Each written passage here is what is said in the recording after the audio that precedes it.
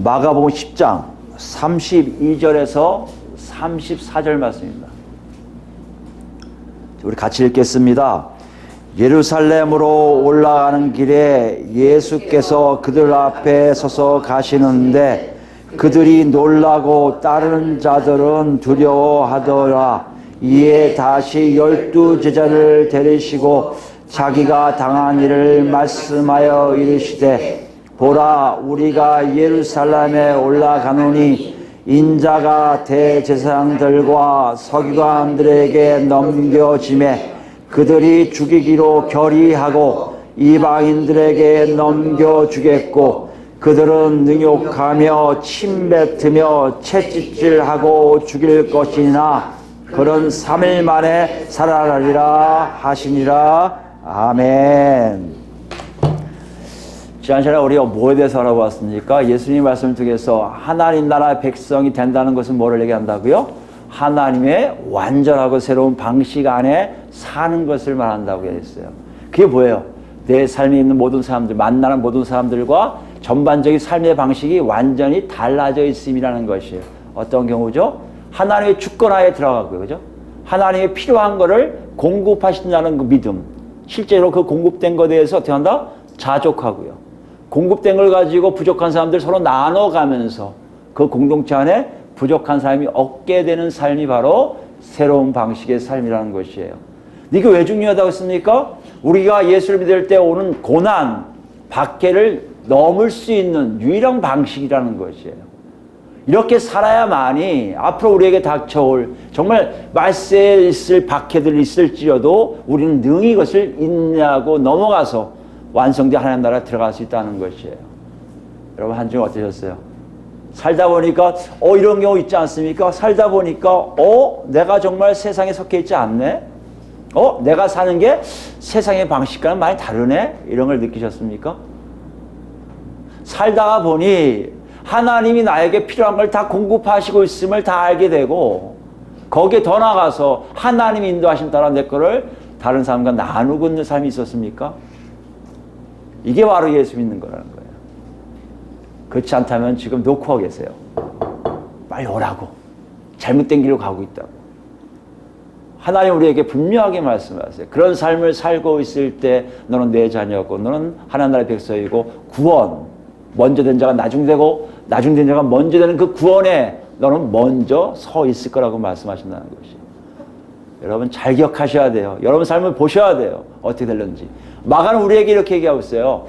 예수 그리스도를 통해서 자기 스스로 내가 세상에 속하지 않아서 세상의 방식대로 살고 있지 않구나라고 알고 있는 사람들.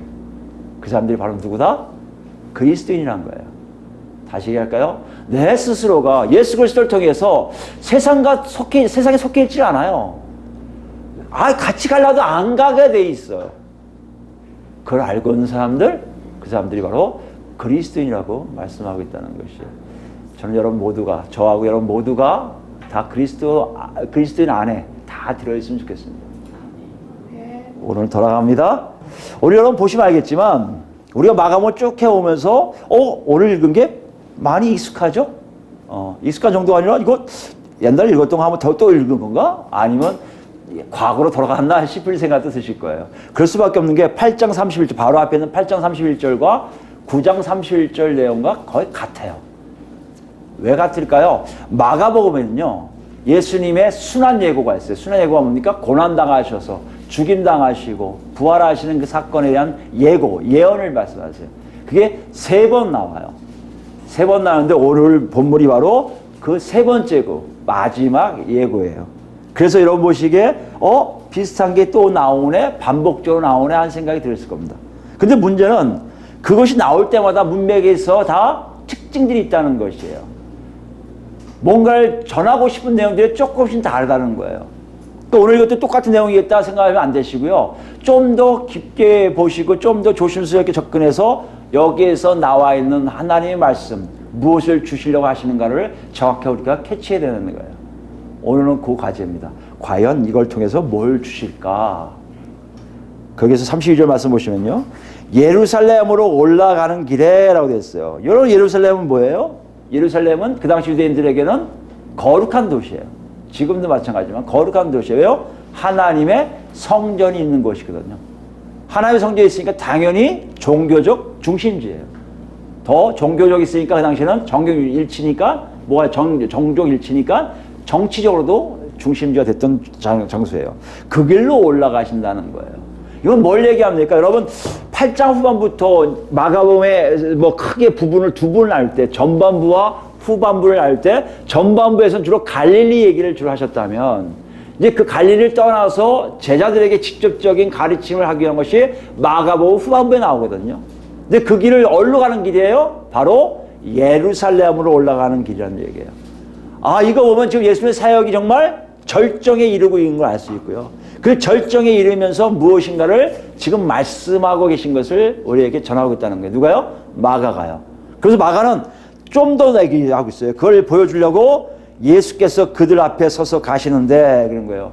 이건 어떻게 보면요. 랍비들이 그 당시 랍비들이 이랬어요. 랍비들이 앞에 가면 뒤에 제자들이 쫄쫄쫄쫄 쫓아가요. 그 좁은 길로 가다 보면 일렬로 쭉 가는 모습이 보일 정도라고요. 그 지금 이걸 보여주시는 거예요. 근데 마가는 그렇게 그걸 똑같은 의미를 쓴 게 아니라 예수께서 사람들을 이끌고 지금 어디로 가시는 거예요? 예루살렘으로 올라가고 있는 의연한 모습을 지금 보여주고 있다는 것이에요. 이렇게 볼 때 예루살렘으로 올라가고 예수님이 앞장서서 가신다면 뭔가 좀 멋진 일이 일어날 것 같은데 마가는 뒤에다 조금 우리가 이해가 안 되는 묘사를 하겠어요. 뭐예요? 그들 앞에 제자들 앞에 가는데 제자들이 놀라고 제자들 말고 또 따르는 자들이 있어요. 따르는 자들 어떻게 해요? 두려워하더라. 왜 놀라고 두려워할까? 이유가 없어요. 여러분 왜 이유가 없잖아요. 그죠? 마가만 알고 있을까요? 아니죠. 마가의 독자들도 알고 있겠죠. 왜요? 이미 그 당시 초대교회 때 그 이유에 대해서 알게 할 거란 말이에요. 근데 우리는 몰라요. 그에 대해서 정확하게. 그거 어떻게 할 수 있습니까? 문맥을 따져야죠. 뭐 때문에 이들이 놀라고 두려워했을까? 보면 앞에 내용이 있을 수 있어요. 예루살렘에 올라가는데 왜 예루살렘에 올라가는 게 무슨 문제예요? 첫 번째, 두 번째 예고편에 뭘 나옵니까? 올라가시고 무슨 일을 한다고요? 고난을 당하세요. 죽게 돼요. 그러니까 죽게 되는 일을 하니까 정말 가시는지 예루살렘으로? 본격적으로 예루살렘 간다고 가시니까 이제 시작인가? 이런 것이 놀라운 거고요. 제자들은요. 또 다른 무리들은 제자와 다른 사람들은 두려운 거예요. 정말 이 길을 가야 돼? 정말 따라가다는 큰일 나는 것이 아닌가? 이런 생각이 있을 수 있다는 것이에요. 거기에 맞물려 지난 시간까지 했던 거예요. 여러분 알겠지만 먼저 된 자가 나중되고 나중된 자가 먼저 됐던 걸 이해를 아직 못하고 있을 거예요. 아니 세상으로 볼 때 부자가 천국 못 간다? 이게 이해가 안 되잖아요. 이혼하지 말라? 이해가 안 되잖아요. 어린아이 같이 예수를 만나야 된다? 이해가 안 되잖아요. 아니 완전히 새로운 방식으로 살아야 된다? 이해가 잘 안 되잖아요. 그 이해가 안 되는 상황에서 예수님이 정말 예루살렘 가고 있다? 고난받으러 올라가신다? 제자 입장에서는요, 이게 뭐지? 아마 이럴 거예요. 그리고 그 내막을 정확히 모르는 사람들은 두려울 거예요. 왜요? 제자들 얼굴이 그렇게 밝지가 않아요. 궁금할 거 아니에요. 먼저 된 자가 나중 되고 나중 된 자가 먼저? 그럼 내가 먼저 될 수 있을까? 내가 나중인가? 이러고 올라갈 거 아니에요. 그런 분위기를 지금 마가는 우리에게 보여주고 있어요. 어떻게 보면 문맥적으로 흘러갈 때 지난 시간까지 했던 것이 오늘까지 연결되고 있음을 우리가 알 수 있다는 것이에요. 이에 어떤 일을 합니까? 예수님이 다시 12제자를 데리고 자기가 당할 일을 말씀하여 12제자를 이렇게 불러내요. 데리고 온다는 걸, 야 12명 일로 와. 이 뜻이에요. 일로 와, 일로 와. 12명이 누구예요? 여기 예수님이 지명하신 앞으로 뭐요? 교회를 세울 사람들. 그러니까 교회, 특별하게 교회에 대해 얘기하는 거예요. 교회가 뭡니까? 예수님께 정확히 속해 있는 사람들. 앞으로 교회들에게 얘기하시는 것과 똑같은 말이에요. 12명을 부르세요. 일로 와라, 너희들 잘 얘기했어. 그렇게 얘기하시면서 뭘 말씀하시냐면 자기가 당한 일을 말씀하여 이르시되 라고 했어요. 앞으로 일어날 일에 대해서 말씀하시는구나. 그러면 나중된 자가 먼저 되고 먼저 된 자가 나중된 자가 좀 이해가 되겠구나 라고 기대를 했을 거라고 생각해요. 제자들이요. 우리가 이해하지 못한 걸 말씀해 주실 건가 보다 하고 딱 왔는데요. 어떤 일을 합니까? 33절 44절 보니까 가서 죽으신다는 거예요. 예루살렘 올라가면 대제사장과 서기관들에게 넘겨지고 그들이 죽이기를 결정하고 이방인들이 능욕하고 침뱉고 채찍질하다가 죽인다는 거예요. 그리고 주가 3일 만에 그가 3일 만에 살아난다고 얘기하세요. 여러분 끝난 다음에 뭔가 좀 첨가적인 것이 있으면 우리가 이해하기 편할 텐데 그걸로 끝나요. 이게 답이 돼요? 궁금한데 아니 제가 구원이 있을까요 없을까요? 이게 궁금해 죽겠는데 나 죽으러 간다? 근데 나 다시 태어난다? 살아난다? 이게 답이라면 제 아들이 이해하기가 참 어려웠을 것 같아요. 아니 이해를 전혀 못했을 거예요. 근데 여기 아무것도 없다는 거 보니까 이미 제 아들은 이해를 한 거예요. 무슨 사건이 어떻게 일어났는지 안 거예요. 어떻게 알아요? 여기 안 나왔는데 누가복음 보면 조금 우리에게 힌트를 줘요. 누가복음 18장 가볼까요? 같은 내용을 누가는 이렇게 기록하고 있어요. 18장 31절 제가 읽습니다. 예수께서 12제자를 데리시고 이르시되 보라 우리가 예루살렘에 올라가노니 선지자를 통하여 기록된 모든 것이 인자에게 응하리라. 뭘 얘기한다고요? 올라간 이유가 뭐라고요? 선지자들을 통하여 기록된 모든 것, 구약에 나타난 예언서에 나타난 모든 것들이 실현되기 위해서 올라가신다는 얘기예요. 이게 왜 답이 될 수 있죠? 여러분 한번 생각해 보세요. 예수님이 올라가신 일이 즉흥적으로 나 예루살렘 올라가서 죽게 될 거야. 그 다음에 부활할 거야. 했다면 제 아들이 이해가 안 됐을 거란 말이에요. 이게 뭔 얘기지? 이게 뭐란 얘기지? 정말 그럴까? 근데 사실은 이게 다 어디 있었습니까? 구약에 이미 예언된 사실들이에요. 이렇게 고난받을 수밖에 없음을 예언했거든요. 그것이 성취되려고 올라가신다는 얘기예요. 그럼 이게 답이 됩니까? 제 아들 입장에서 생각해 보세요. 정말 그것이 실현되면, 실제적으로 그런 사건이 일어나면 앞에서 얘기하신 그 일들, 정말 부자가 천국 못 가고 재물 탐하면 천국 못 가고 뭐 있습니까? 새로운 방식으로 살고, 그죠? 먼저 된 자가 나중 되고 나중 된 자가 먼저 되는 일들이 하나님의 새로운 방식을 사는 자들에게 정확하게 적용되는 일들이 실제적으로 일어나게 되어 있음을 안다는 것이에요. 사실 이건 제 아들이 제가 보기에는요, 이 당시보다는 성령님이 오신 다음에 내 삶이 정말 새로운 방식으로 살고 있네 라고 알았기에 그걸 교회에 알렸을 것이고 마가가 그걸 듣고 그대로 옮겼는데 생략했을 거예요. 그러나 누가는 이거 생략하면 안 돼라고 쓴 것이 뭐예요? 선지자들에게 기록된 말씀이 그대로 응해지려고 성취되려고 올라간다는 걸 말씀하시고 계신다는 거예요. 답이 됐잖아요. 예수님이 십자가에 못 박혀 죽으시고 부활하시면 이 일은 해결되는구나 라고 알 수 있잖아요. 그래서 올라간다는 것이에요. 그럼 제 아들은 몰랐다 성령에서 나왔죠. 그럼 우리는 한번 생각해 보세요, 여러분. 여러분 이해되셨습니까? 그 사건이 어떻게 새로운 방식으로 사는 것과 연결돼요? 우리는 왜 이해가 안 되죠? 제 아들은 쉽게 이해됐어. 성령 오시니까 그렇구나. 그럼 우리 안에 성령 안 계세요? 그럼 우리 구원이 없는 거 아니에요? 근데 성령이 계신데도 이해를 제대로 못할 수가 있어요. 왜 이해를 못할까요? 그건 우리가 유대인들이 아니기 때문에 그래요. 유대인들의 입장에 제 아들은 더 그걸 쉽게 이해할 수가 있어요. 그럼 우리도 한번 좀 뒤쳐봐야죠. 우리도 이해가 되기 위해서. 정말 우리가 그렇게 새로운 방식으로 살고 있는지를 확인하기 위해서 그들의 입장에서 들어가 봐야죠. 그게 어디 있습니까? 우리 본문 다시 오시면요. 힌트를 주는 게 있는데 마가가 이방인 독자들이 힌트 주는 게 있는데요. 32절과 33절에 동일한 지명을 두 번 사용해요. 뭐죠? 그게요? 예루살렘에 올라가요. 왜 예루살렘에 올라갈까요? 이것이 시작이에요. 우리는 몰라요, 지금. 예수님 십자가 못 박혀 돌아가신다고 가시잖아. 그거는 즉흥적인 얘기예요. 과거서부터 기록된 것을 성취하기 위해 올라가신다면 여기 그냥 올라가신 게 아니에요. 어떤 일 때문에 올라가세요. 그건 우리가 알지만 나중에 마가복음 14장을 보면 나오겠지만 6월절 때문에 올라가요. 6월절. 그러니까 제 아들도 이해를 해요. 여기 요한복음은 3번 왔다 갔다 한 걸로 되어 있거든요. 3년 반 동안 하셨으니까 3번 이상 갔다고 생각한다면 두 번째는 6월절 하실 때 그런 말씀 안 하시는데 3번째는 말씀하시는 거예요. 내가 가서 죽을 거야. 그러니까 그 길이 무거운 거예요. 작년에 이 정도 아니었는데 올해는 이렇게 무겁지? 그러고 올라가는 거예요, 지금요. 어떻게 보면 새로운 방식을 살아갈 때 중요했던 게 뭐예요? 예루살렘으로 올라가는 그 자체가 매우 중요한 사건의 하나였던 것이에요. 왜 그럴까요? 왜 올라갈까요? 우리 신명기 가볼까요? 신명기 16장입니다. 16절 말씀이에요. 제가 읽습니다. 너희 가운데 모든 남자는, 남자 성인을 얘기합니다. 성인 남자들은 1년에 3번 곧 무교절과 칠칠절과 초막절에 내 하나님 여호와께서 택하신 곳에서 여호와를 배웁대라고 되어 있어요.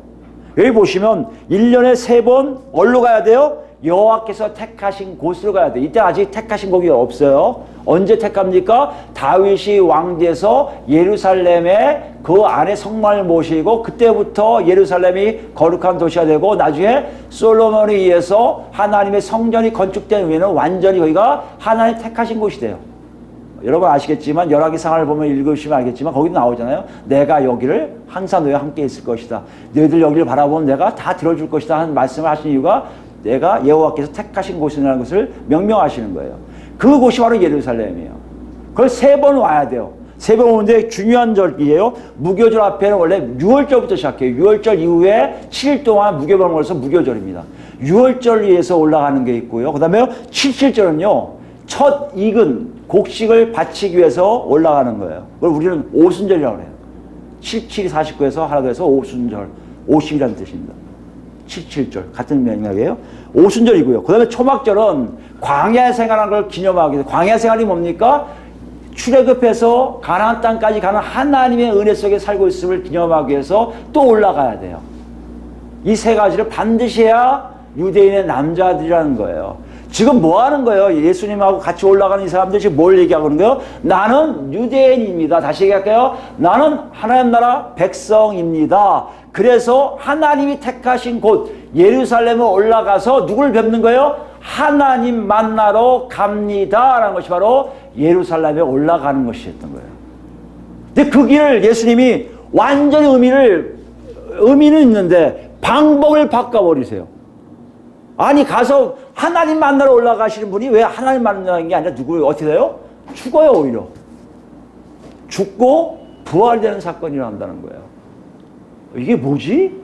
왜 죽지? 왜 부활하지? 여러분 그 당시 유대인들은 정말 몰랐을 거예요. 이게 뭐예요? 하나님의 새로운 방식이에요. 새로운 언약이에요. 그래서 우리는 뭐라고 그러걸요? 신약이라고 해요. 신약.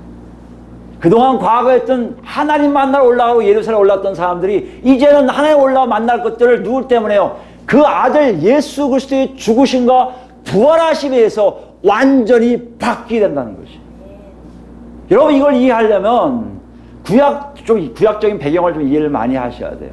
어떤 것이 있습니까? 구약시대에서 가장 핵심적인 것은 제사예요. 제사. 여러분들 읽으시면 알겠지만 출애굽 이후에 바로 출애굽 안에 보면 성막을 만들라고 명령하세요. 성막이 뭐예요? 하나님과 하나님 나라 백성이 만나는 곳이에요. 그래서 이 어떻게 만날 것인가를 자세하게 기록한 것이 바로 레위기서예요. 거기에 보면 제사가 먼저 나와요. 제사.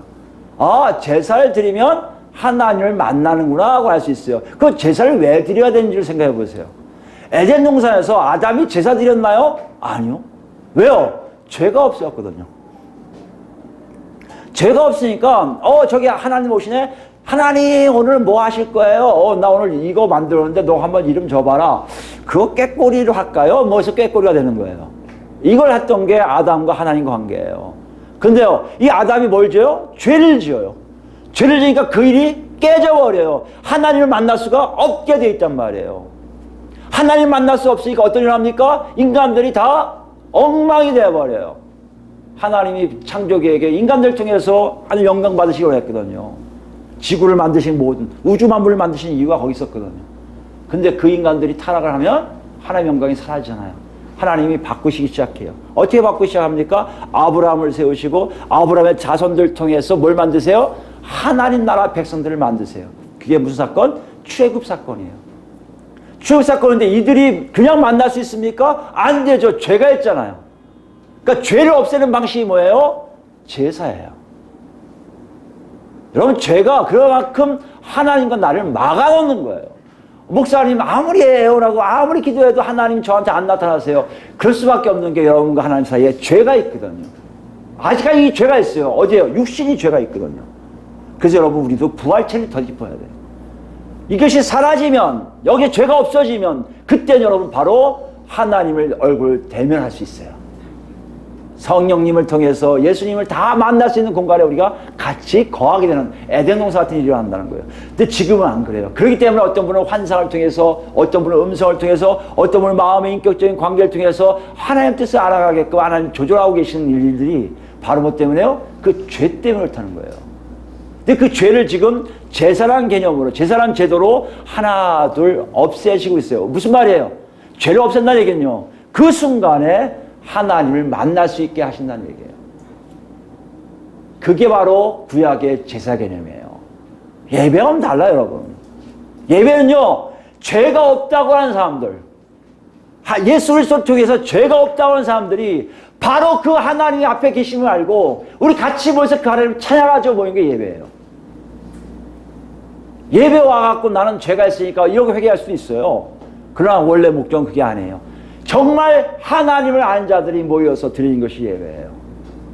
여러분 예배 시간에 여러분 찬양하고 기도하고 말씀드리는 것들이 정말 여러분 안에서 일어날 수 있는 것은요, 여러분 안에 뭐요? 성령을 통한 하나님이 안에 이미 이 안은 육신은 있을지언정 영과 혼에 있는 죄는 이미 다 제거해 주셨기 때문에 예배를 드릴 수가 있는 거예요. 그래서 여러분 예배 드릴 때 마음을 보셔야 돼요. 아, 나 오늘 정말 예배 드리기 싫어. 막, 난 가고 싶어. 이런 분들은 죄송하지만 지금 뭔가 있어요? 뭔가에 끼어있는 거예요. 더 이상 하나님 만나고 싶지 않은 거예요. 근데 그게 문제가 안 된다? 여러분, 죄가 여러분 깨끗하게 사함받은 거예요, 지금. 그 정도로 이게 중요한 개념입니다. 근데 이것이 사람이 계기별로 이게 어떻게 되냐면 누가 너희 죄 졌어 할 때 가서 제사 지내게 되는 게 구약 개념이에요. 내가 모르고 있는데 1년 동안 살다가 난 죄 짓는 거 몰라. 왜요? 율법이 와서 딱 보여줘야 지금 저 성령이 안에 계셔서 방문정이 너 죄 짓고 있어. 어우 잘못했습니다. 회개할 수 있지만 그 당시 그게 없어요. 누가 와서 얘기해 주세요. 율법을 가지지 않은 사람들이 야 너 그거 죄 짓는 거야. 그죠? 내가 죄 짓는 거예요? 그렇게 깨달은 사람들이 가지고 올라가서 제물을 드리고 드리는 것이 제사 개념이에요.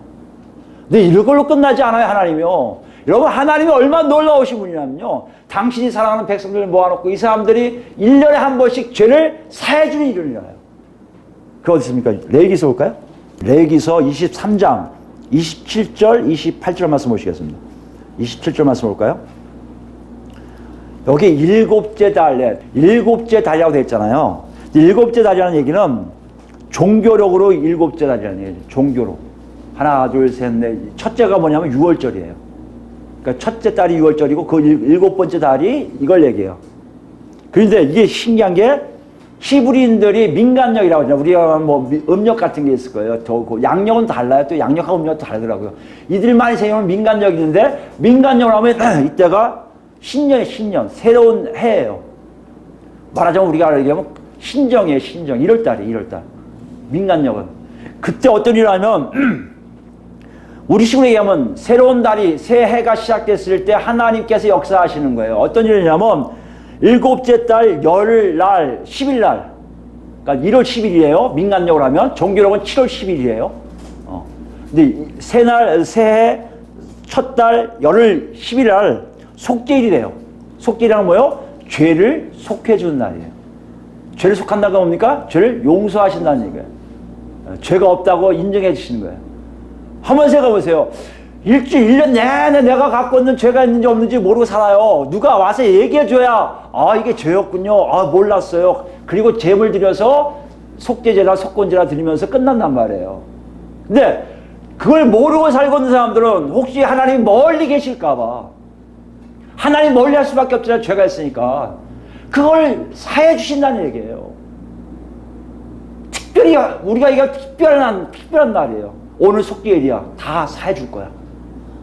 이런 날이야. 너희들에게 죄 있는 거 다 없애버릴 거야. 이게 속죄일이거든요. 그 날을 만드시고 너희는 성회를 열고 스스로 괴롭게 하며 금식하라는 얘기예요. 여호와께 화제를 드리고 이날에는 어떤 일도 하지 말 것은 안식일처럼 전혀 아무것도 하지 말아야 돼요. 너희를 위하여 너희 하나님 여호와 앞에 속죄할 속죄일이라. 죄를 다 사해 주신 날이 생겨요. 그럼요, 그러지라면 하나님은 절대 저 사람에게 죄가 있다고 하지 않으세요.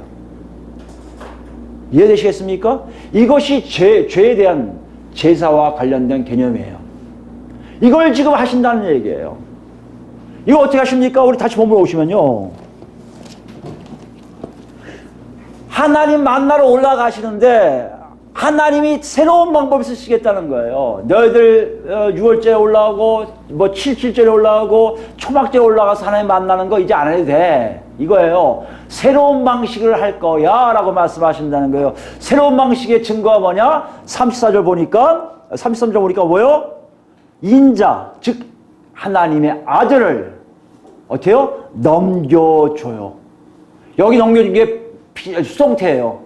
사람들이 죽이는 것 같아도 죽이는 게 아니에요. 사람들이 어떻게 할 수가 없는데 하나님이 당신의 아들을 대제사장과 서기관들에게 넘겨주는 거예요.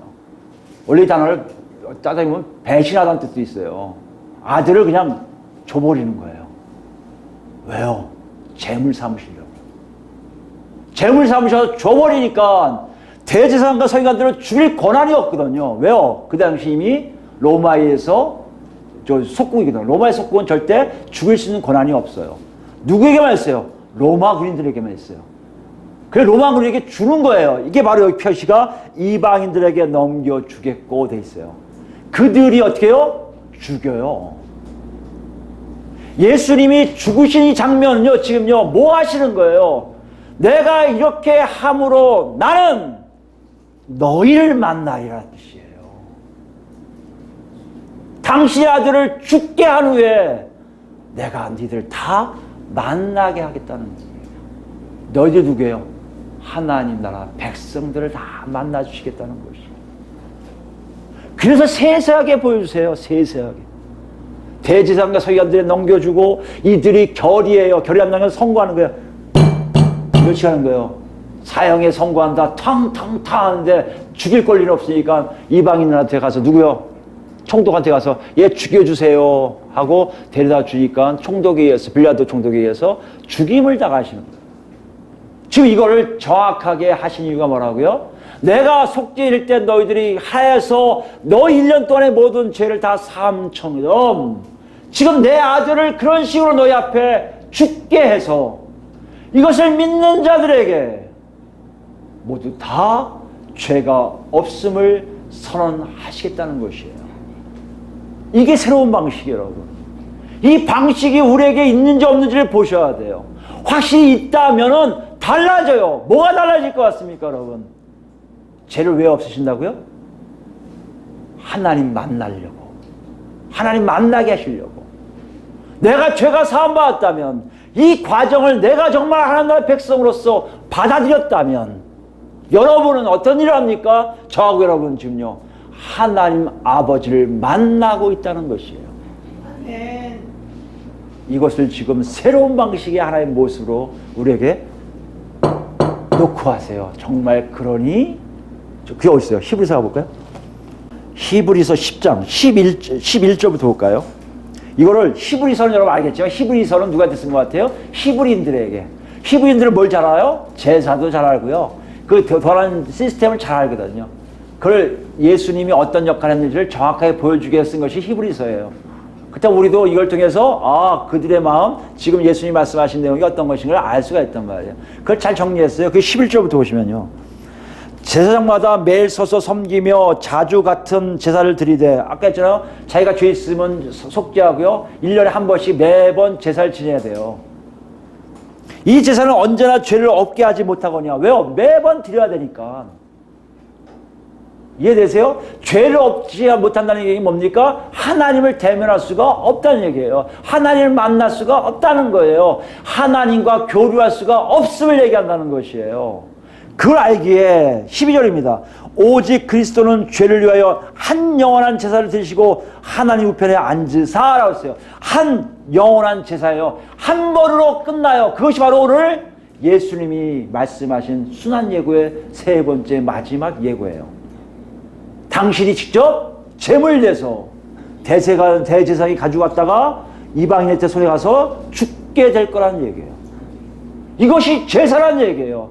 뭘 얘기합니까? 이 행위가 하나님이 새롭게 하는 방식으로 이제 인류에게 선포하신 거예요. 나는 이렇게 함으로 이것을 믿는 모든 자들에게 나는 만나주겠다 하시는 거예요.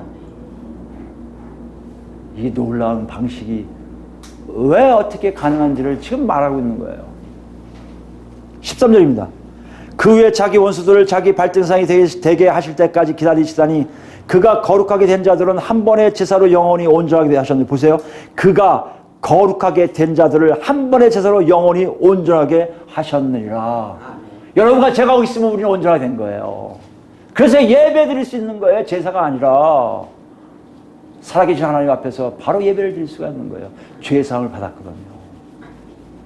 마음에 믿어 의에 이르고 입으로 실하여 구원에 이른다는 게 그런 의미예요. 여러분과 저희 삶 속에 나타나는 일들이 점점 어떻게 되어 있는 걸 보세요. 이건 새로운 방식이에요. 그 어디 누구에도 종교를 찾아서 어느 종교를 따져도 이렇게 혁신적이고 새롭게 하는 방식으로 모든 하나님 나라 백성, 자기 백성들을 사해준 신은 존재하지 않아요. 지금 그걸 얘기하시는 거예요. 15절입니다. 또한 성령 우리에게 증언하시되 주께서 이르시되 그날 후로는 그들과 맺을 언약이 이것이라 하시고 내 법을 그들의 마음에 두고 그들의 생각에 기록하리라. 그 다음에 또 하나 혁신적인 게 뭡니까? 하나님 법을요 종이로 보여주지 않아. 이제 옛날에 종이로 와서 자 있었잖아, 돌고 가자 자 있었잖아. 아니요, 마음에 새기세요. 이게 하나님 뜻이 아니었구나, 이게 잘못된 거구나, 다 알게 하신다는 거예요. 이 방식이 여러분 얼마나 놀라운 방식이에요. 구약 백성들은 감히 상상하지 못한 일이에요. 여기 있는 구약의 제자들이 그걸 이해하지 못했으면 당연히 이해 못하죠. 그런데 성경에 오고 나보니까 맞구나, 지금 예수님이 말씀하신 것이 새로운 방식으로 우리를 이끄시는 거였구나. 그 방식대로 들어가면 나도 하나님의 새로운 방식대로 살게 되어 있구나. 왜요? 내 안에 율법이 새겨지는데요, 하나의 법이 새겨져요. 그리고 생각도 잠겨 있어요. 누굴 통해서요? 성령 하나님을 통해서요. 또 17절입니다. 중요하죠. 그들의 죄와 그들의 불법을 내가 다시 기억하지 아니라. 우리에게 죄가 있었던 불법이 있었던 다 기억하지 않는 얘기는 하나님의 저장고에 여러분 제 이름 올라가고 과거의 죄도 다 사해 주신 거예요. 여러분 이게 무슨 말씀이라고요? 여러분 죄 안 짓는다고요? 그게 아니라 무슨 말씀이라고요? 하나님이 만나주실 준비가 다 되어 있다는 것이에요. 나는 너를 만날 거야. 박문정이 내가 너 다 사했어. 난 너 만날 거야. 이 뜻이에요. 예루살렘에 올라간 이유가 바로 그거였거든요. 그거를 지금 예수님의 방법으로, 예수님 통해서 하나님의 새롭고 놀라운 방법으로 우리에게 역사하시는데 그 결론이 어떤 거예요? 18절에요. 이것들을 사하였은즉 다시 죄를 위하여 제사 드릴 것이 없느니라. 분명히 여기 있었어요. 없다고 했어요. 회개기도는요 그게 아니에요. 회개기도는요 하나님 앞에 잘못한 걸 알기에 죄송해서 드리는 거예요. 이 죄 때문에 하나님께 멀어진 것도 있겠지만 그런 것이 아닌 그 하나님의 영광을 손에 쥐고 그 하나님 이름에 먹칠한 것이 너무나 죄송해서 어찌할 줄 모르고 입으로 고백하는 게 회개예요. 여러분 과거에 여러분 죄가 있으니까 또 제사 지내야 된다고 과거에 조상의 저주가 있으니까 그 저주를 없애려면 이렇게 무슨 다시 제사를 지내야 된다고 얘기하는 거 다 옳지가 않아요. 그건 하나님의 새로운 방식이 뭔지를 모르는 사람들이 얘기해요. 여러분과 저는 이미 새로운 방식 안에 들어가 있는 거예요. 다시는 죄 때문에 제사 지을 일이 없어요. 그러므로 얘기를 해요. 다시 죄를 지어 하나님과 차단되면 죄송하지만 구원받을 길이 없어요. 이해되세요? 그래서 먼저 된 자가 나중되고 나중된 자가 먼저 된다는 얘기는 바로 여기 있단 말이에요. 그래서 항상 성령께서 우리를 도와주시는 거예요. 그렇게 하지 말라고. 그것이 좀 나올 거예요. 계속 이제 오늘 여기까지만 얘기하고 더 안 갈게요. 저 구원에 대한 얘기 딸 때 할게요. 딸 거 나오면 19절 말씀입니다. 그러면 형제들아 우리가 예수의 피를 힘입어 어디에 들어간다고요? 성소에 들어갈 담력을 얻나니. 옛날에는요 성소에 들어가면 다 죽었어요. 왜 죽어요? 죄가 있기 때문에. 하나님이 다 치시거든요. 죄 있습니다. 근데 이제 담력을 얻어요. 안 죽거든요. 예. 아버지라 불러도 안 죽거든요. 우리 이제 율법에 가지고 법계 잡아서 옛날에 다 죽었잖아요. 우리 법계 잡아도 안 죽어요. 우리는. 왜요? 우리는 깨끗해졌거든요. 하나님의 아들이 됐거든. 자녀가 됐거든. 그러니까 뭐요? 20절입니다. 그 길은 우리를 위하여 휘장 가운데로 열어놓으신 새로운 산길이요. 휘장은 곧 그의 육체니라. 누굴 얘기하는 거예요? 예수님의 육체를 통과되는 우리의 모습을 보여줘요. 또 하나님 집 다스린 큰 제사장이 계시면 누구예요? 예수님이세요. 우리가 마음의 뿌림을 받아 악한 양심으로부터 벗어나고 몸은 맑은 물로 씻음을 받았으니 참 마음과 온전한 믿음을 어떻게 해요? 하나님께 나아가자는 거예요. 우리 힘이 되었으니까 나가는 거예요. 이건 새로운 방식이에요. 구약도 없고요. 세계 어느 종교를 봐도 이렇게 하는 것이 하나도 없어요. 오직 하나님만 우리를 위해서 이렇게 만들어 놓으신 거예요. 지금 그걸 말씀하시는 거예요. 내가 올라가는데 내가 올라가면 너희들 새로운 길이 열릴 거야. 상상하지 못한 일이 일어날 거야. 그 일을 너희들이 안다면 아 이게 새로운 방식이군요. 그럼 살아야죠. 아 부자와 가난한 자가 없군요. 그게 맞죠. 아 예수님만 보이네요. 맞습니다. 예수님 영접해야죠. 아 하나님이 맺어준 짝들은 절대 헤어지면 안 되는군요. 이게 딱딱딱 다 이해가 되고 그렇게 살게 되어 있다는 것이에요. 제자들이 우리에게 그렇게 얘기해요. 지금 그 마가가 그대로 얘기한 거예요. 그리고 우리에게 질문해요. 정말 그렇게 살고 있냐고. 여러분 우리 어떻어요? 정말 그렇게 사세요? 정말 새로운 방식대로 사세요? 아무리 생각해도 새로운 방식이 없는데요. 이런 분 많잖아요. 왜 그럴까요? 왜? 한국교회가 정말 부흥하고 컸고 정말 하나님 예수 믿는 사람이 굉장히 많아요. 옛날 20%까지 됐다가 지금 많이 떨어졌다고 하더라고요. 엄청 많아요. 그래도요 800만? 700만 잡아도 엄청 많은 거 아니에요. 5천만 중에. 이렇게 많은 백성, 많은 사람들이 예수 믿는다 하는데 왜 한국교회는 그런 새로운 방식대로 사는 사람들이 거의 없을까요? 뭐가 문제예요 지금? 하나님 우리에게 던져주는 거예요. 제자들을 통해서 던져주는 거예요. 특별하게 한국교회들 모르겠어요. 다른 나라 교회는 모르겠어요. 특별하게 한국교회들에게 전달해주는 말씀이에요. 너희는 왜 그렇게 못 살고 있냐? 왜 못 살아요 여러분? 뭐가 문제일까요 여러분? 본문을 같이 볼까요?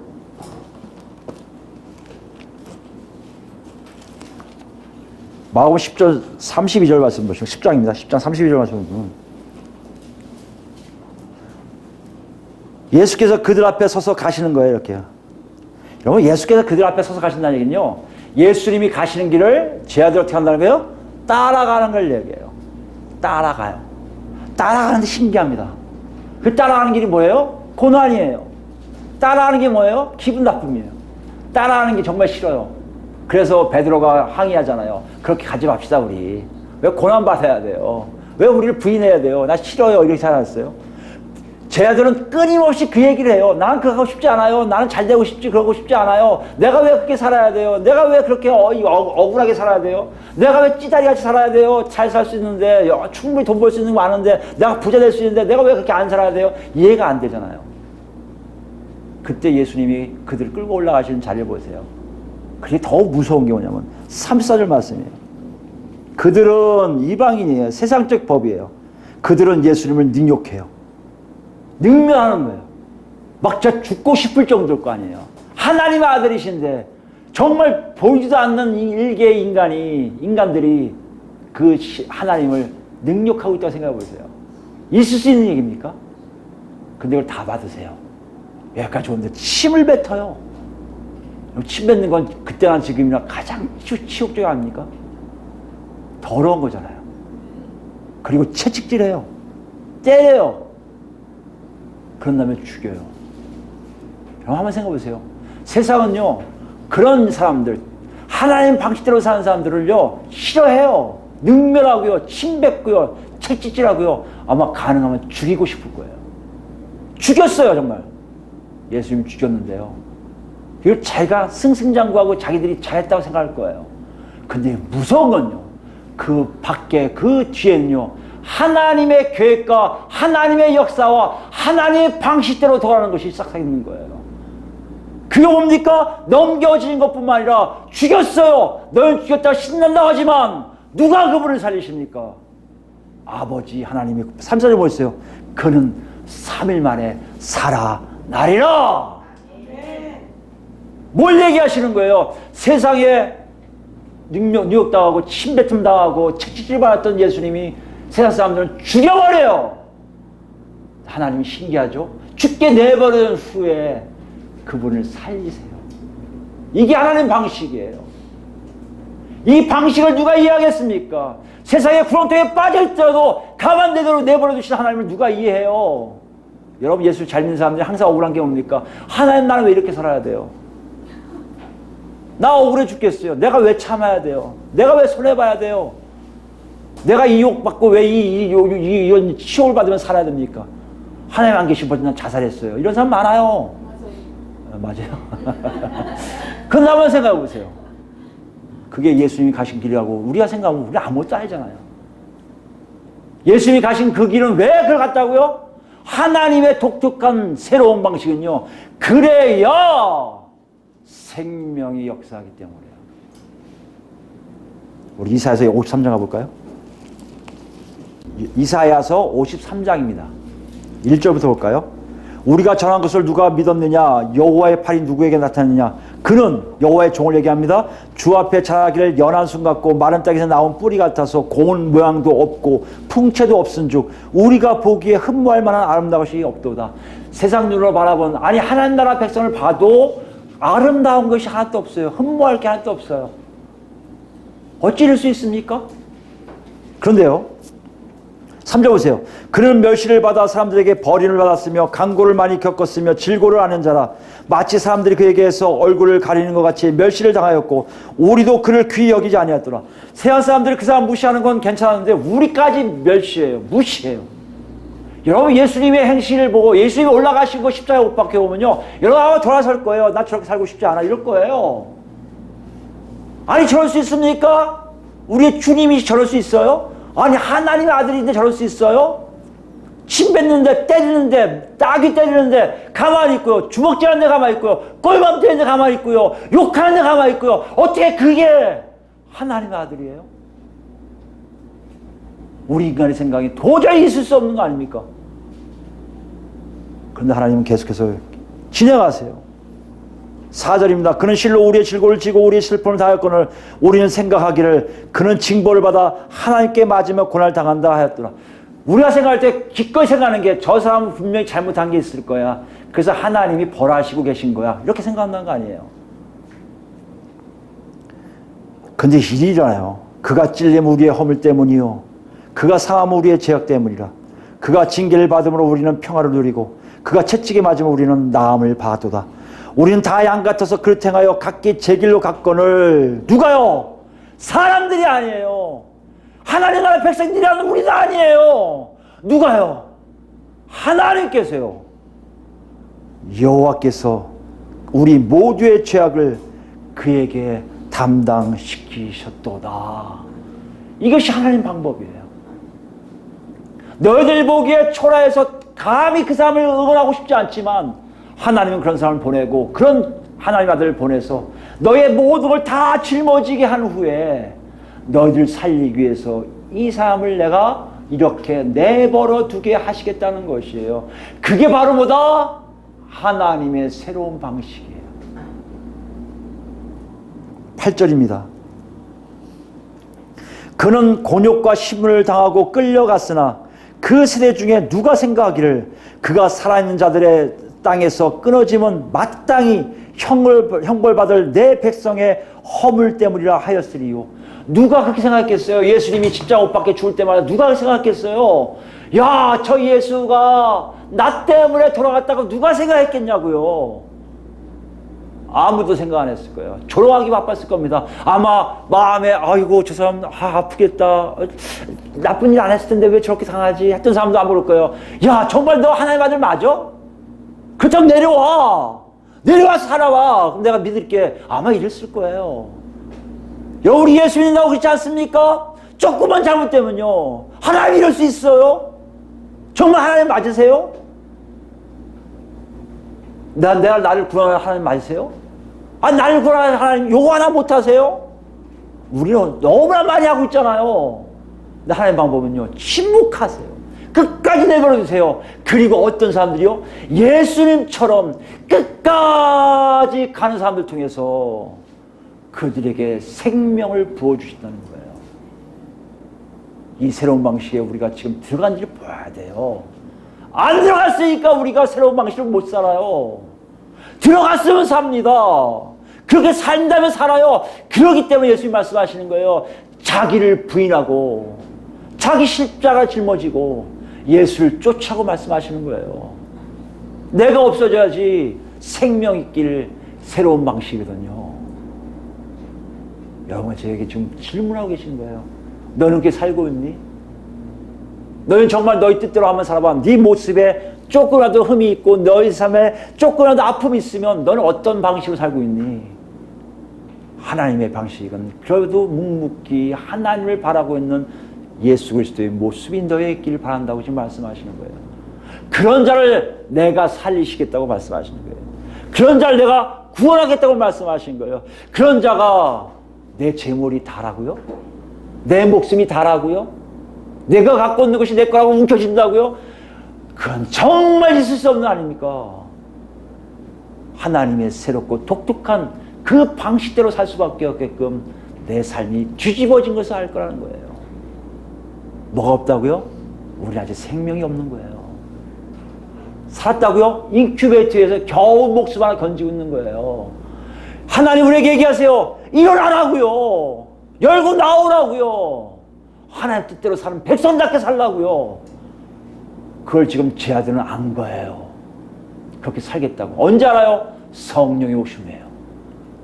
그거 알고 난 다음에 달라진 거예요. 내가 그렇게 못 살았습니다. 그런데 지금 전할게요. 얘들아, 성령 받으니 예수님 말씀이 너무나 오라. 너들 제발 부탁이니 하나님 방식대로 살아. 세상의 방식이 아니야. 세상이 너를 능욕하고 침뱉고 채찍질하고 죽여도 가만히 있어. 하나님이 역사할 때까지, 내가 너를 건질 때까지.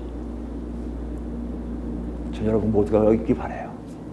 예수님 지금 그걸 질문하고 계신 거예요. 놓고 하고 계신 거예요. 그 길 보이니? 따라오라는 거예요. 그 길이 바로 내가 가는 길이라고 하시는 거예요. 그게 바로 예루살렘에 올라가는 길이라는 거예요. 그게 바로 하나님을 만나는 길이라는 것이에요. 마지막으로 우리 히브리서 같이 볼까요? 히브리서 13장입니다. 11절부터 볼까요? 11절. 이것이 어떤 의미인지 아는 분이 쓴 거예요. 여러분 이 말씀을 기억하면서 나도 여기 있길 바라요, 이렇게 바라요 하고 여러분 간절히 소망하실 뿐만 아니라 그렇게 사셔야 될 거예요. 성령이 여러분 안에 역사는 분명히 하실 거예요. 그럼 여러분 인큐베이터에서 나오시는 거예요. 아무것도 못한 인큐베이터가 아니라 생명 있는 자로서 호흡하는, 스스로 호흡하는 하나님 주신 호흡 가지고 사는 삶이 될 거란 말이에요. 히브리서 13장 11절 말씀입니다. 자, 읽습니다. 이는 죄를 위한 짐승의 피는 대제사장이 가지고 성소에 들어가고 그 육체는 영문 밖에서 불사릅니다. 이게 무슨 말이냐면 피는 가서 하나님께 뿌려지고요. 속죄에 대한 거예요. 나머지 이 육체에 대한 것은 태워버려요. 이거 하나님 앞에 옳지 않다는 거예요. 육신이 죄가 있으니까 생명만 드리고 태우는 거예요. 이 일을 기억한 이 히브리서 저자가 쓴 거예요. 그러므로 예수도 자기 피로써 백성을 거룩하게 하려고 피는 하나님께 드려지고요. 죽음을 통해서. 육신 어디요? 여러분 잘 아시겠지만 골고다 언덕이 예루살렘 밖에 있어요. 성문 밖에 있어요. 거기서 이렇게 매달려 죽으셨어요. 여러분 왜 거기서 매달려 죽은지 이해해 계시겠습니까? 제물이시기 때문에. 거룩한 하나님의 아들이 죄물 되시는 사건을 보여준 거예요. 그랬더니 보세요. 13절입니다. 그런즉 우리도 그의 치욕을 짊어지고 영문 밖으로 그에게 나아가자. 이건 성령에서 뒤집어서 생명을 맛본 사람만 고백하는 고백이에요. 뭐라고요? 그의 치욕을 짊어지고, 어떤 치욕이요? 능욕당하고 침뱉음당하고 채찍질당하면서 죽기까지 충성하신 예수 그리스도의 치욕이에요. 그 치욕을 짊어지고 똑같이 예수님처럼 영문 밖에 가서 하나님의 도구로서 사용되기 위해 나가는 자들, 그 자들이 진정 생명 있는 자라는 것이에요. 우리가 여기에는 영구한 도성이 없으므로 장차올 곳을 찾나니, 여기에는 여러분 우리 집이 없어요. 우리 여기 하나도 없어요. 다 쓰러져요. 여러분 좋은 집 살고 좋은 곳, 그거 일시적인 거예요. 여러분 한순간에 다 없어져요. 영원히 거할 새하늘과 새 땅이 우리에게 나타나요. 이걸 찾고 있어야 돼요, 여러분. 그게 하나님 방식이에요. 하나님 나라의 역사역이에요. 15절입니다. 그러므로 우리는 예수로 말미암아 항상 찬송의 제사를 하나님께 드리자. 이는 그 이름을 증언하는 입술의 열매라. 무슨 말씀이에요? 찬송의 제사, 예수를 생각하면 생각할수록 너무나 기가 막힌 거예요. 어떻게 그분의 그 역사하심이 나를 이렇게 하나님을 만나게 했고, 하나님 너무나 감사하니까 찬송이 나올 수밖에 없는 거예요. 여러분 찬송한다고 이거 찬송가를 다 외우라는 게 아니에요. 여러분 입을 얘기하는 고백하는 거예요. 하나님 어찌 그리 멋지십니까? 또 찬송해요. 나 같은 게 뭐라고 하나님 살리셨어요. 이 고백도 찬송이에요. 이거 하라는 거예요. 어떤 사람이 가능해요?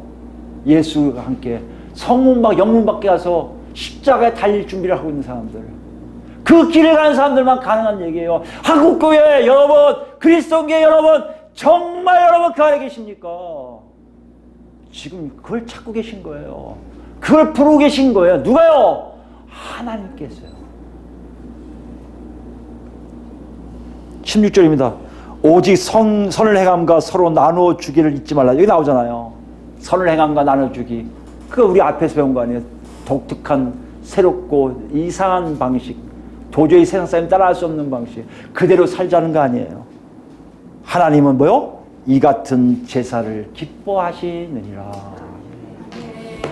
오늘 여러분 본문을 통해서 우리에게 주신 메시지 여러분 스스로 한번 생각해 보세요. 여러분 정말 생명 계십니까?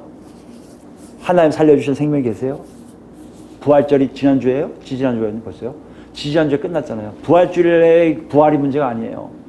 여러분 정말 예수님이 부활하신 그 부활이 여러분 안에 생명으로 남아 계세요? 확인하셔야 돼요. 없다고요? 예수님 만나세요. 만나셨다고요? 여러분 잘 기억하셔야 돼요. 그 발걸음이 지금 예수님이 가는 발걸음이었는지 아니면 세상 사람들이 열심히 가고 있는 발걸음이었는지 확인하셔야 돼요. 만약에 세상 사람들이 없다면 여러분 죄송하지만 생명을 영원히 얻지 못할 수 있어요. 오직 예수 그리스도가 가신 그 길을 가셔야 돼요.